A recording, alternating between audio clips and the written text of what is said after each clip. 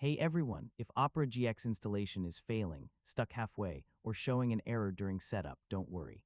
In this guide, I'll show you simple fixes to install Opera GX successfully. First, restart your computer. Temporary system glitches can often block software installation. Next, right-click the installer and choose Run as administrator. Yeah, permission issues are a very common cause of installation failure. Make sure your internet connection is stable.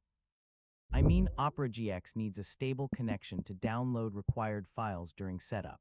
Check your storage space, so low disk space can stop installation before it completes. Sometimes antivirus software blocks installations. Temporarily disabling it can help complete the setup.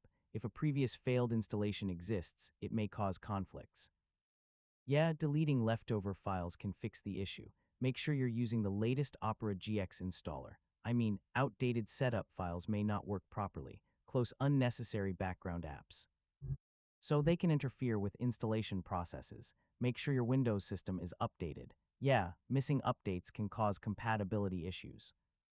If online installation keeps failing, try the offline installer. It doesn't rely on continuous internet during setup. If nothing works, try installing Opera GX in safe mode. This prevents background conflicts during setup. If the issue still continues, contact Opera GX support.